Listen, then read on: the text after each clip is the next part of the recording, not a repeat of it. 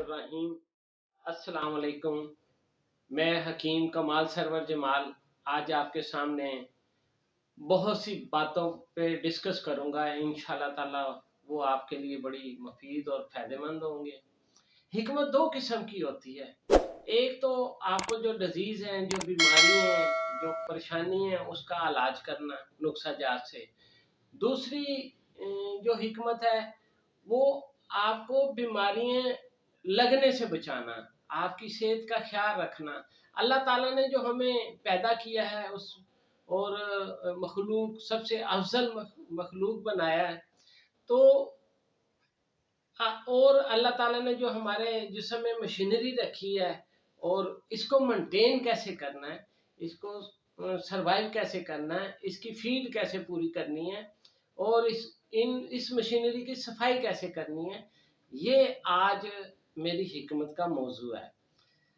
आपको पता है कि हर चीज़ मशीनरी से बनती है।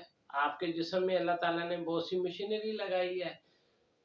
फर्ज करें कि आपकी जिल्द बन रही है, आपका खून बन रहा है, आपकी हड्डियां बन रही हैं, आपके नाखून बन रहे हैं, आपकी बाल बन रहे हैं, तो ये किस तरह बन रहे हैं? बगैर मशीनरी के नहीं ये बन सकते। तो इस मशीनरी को जैसे हम एक दुकान बनाते हैं, रोजाना उसकी सफाई करते हैं, हर हफ्ते उसको थोड़ा अच्छे तरीके से डस्टिंग कर देते हैं और महीने बाद उसको धो लेते हैं, साल बाद उसको वाइट वॉश करते हैं, तो वो जगह बहुत अच्छी रहती है। ऐसे इंसान भी है, अपनी मशीनरी का ख्याल रखता है तो वो बड़ा ज़बरदस्त होता है।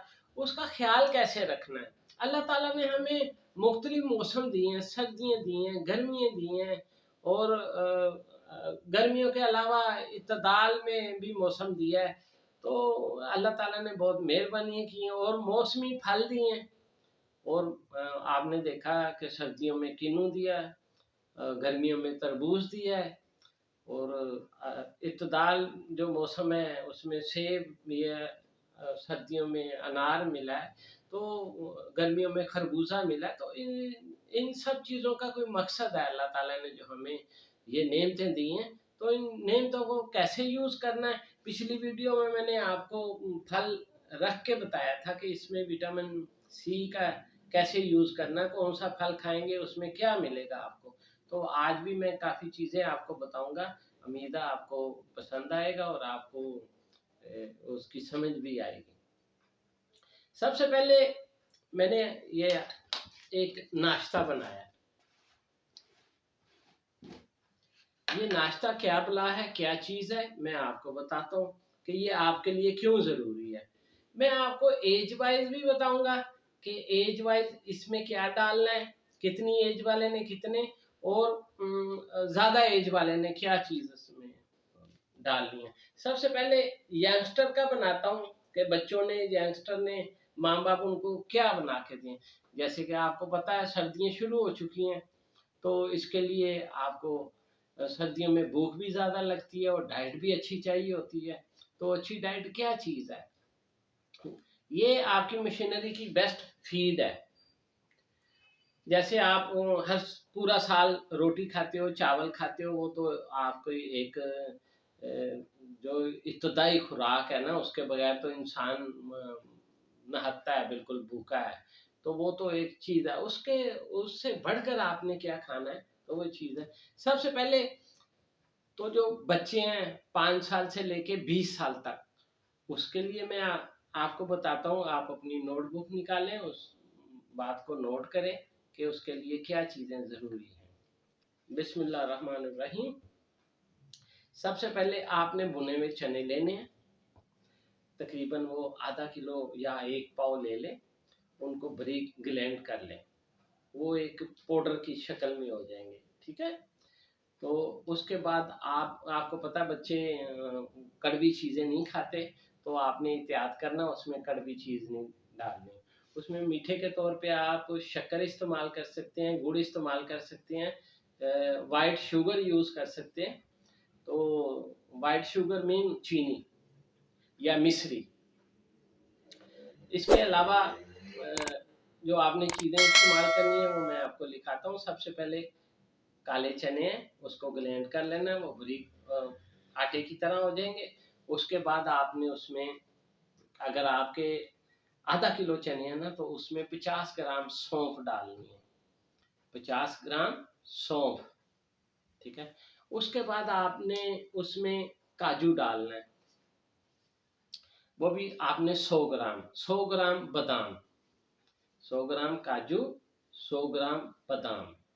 उसमें कोई ऐसी ज़्यादा गर्म चीज़ें नहीं डालनी बच्चों के लिए, और उसकी वजह है कि यंगस्टर को इतनी गर्म चीज़ें देनी अच्छी बात नहीं है। खसखस डाल लें, ये ठंडी है, 100 ग्राम खसखस डाल लें। और जायका देने के लिए और उसको बच्चों के लिए अच्छी चीज़ बनाने के लिए किशमिश का इस्तेमाल करें। आप उसमें 200 ग्राम किशमिश डाल लें। ये बच्चों की एक ऐसी फीड बन गई है कि आप उन बच्चों को तकरीबन 5 साल से लेकर 20 साल तक जो भी बच्चे हैं ना, रोज़ाना 2 चम्मच सुबह या शाम को वो इस्तेमाल करें तो उनके लिए बहुत ज़बरदस्त है, उनकी ग्रोथ बहुत अच्छी होगी इंशाल्लाह ताला। वो यूज़ करेंगे तो उनको बहुत सेहत उनकी बहुत अच्छी रहेगी, ठीक है। ये 5 साल से लेके 20 साल तक की है। अब आ गया 20 साल से 40 साल तक, उसके लिए क्या करना है, उसके लिए मैं आपको दूसरी पंजीरी बताता हूँ। इसको आप आम अल्फाज में पंजीरी भी कह सकते हैं, ठीक है, लेकिन ये गुड डाइट है, ये बड़ी अच्छी खुराक है। और 20 साल का बच्चे के लिए वो ज़ाहिर है वो स्टडी बहुत ज़्यादा करते हैं, दिमागी उनके मसले मसाइल बढ़ जाते हैं। और आजकल तो आप टैंकरों का पानी यूज़ करते हैं तो बाल भी गिर जाते हैं। तो इस एज में आपने क्या यूज़ करना है, इसमें आपने ऐसी चीज़ें मैं डाल रहा हूँ जो उनका दिमागी लेवल भी अच्छा रखेंगे और उनकी दिमागी बीमारियाँ भी नहीं लगने देंगे। सबसे पहले आधा किलो आपने यही चने लेने हैं काले, उनको बारीक पीस लेना है और 50 ग्राम इसमें अस्तखदूस डालना है। दोबारा सुन ले, इस जड़ी बूटी का नाम है अस्तखदूस। ये फूलदार, इसमें ब्लू कलर के फूल होते हैं और बड़े खुशबूदार होते हैं, इसका नाम है अस्तखदूस। 50 ग्राम ये डाल लें, आधा किलो चने। उसके बाद इसमें खसखस डाल लें। आप अदरक सूंड, जिसको सूंड कहते हैं हमारी ज़ुबान में, वैसे अदरक भी कह सकते हैं और हिकमत में जंजबील भी कहते हैं। 50 ग्राम इसमें ये डाल लें। खसखस डालें, बादाम डालें, किशमिश डालें और इसमें पिस्ता भी लाजमी डालें। ये होगी उन बच्चों की खुराक जो 20 से लेके 30 से अबव है। अब आप 42 पूरी लाइफ, जब तक इंसान जिंदा रहता है उसको क्या चाहिए, उसकी क्या ज़रूरियात है, एक हकीम बड़े अच्छे तरीके से जानता है। उनको मैं मद्देनज़र रख के ये चीज़ें बता रहा हूँ। ये जो मैं चीज़ बताऊंगा वो लेडीज़ भी खा सकती हैं और जेंट्स भी खा सकते हैं, ठीक है। इसका बेस वही है, काले चने। आप 1 किलो काले चने बारीक पीस लें, उसको रखें और उसमें आपने 3 माशे ज़ाफ़रान डालना है, 3 माशे ज़ाफ़रान। 100 ग्राम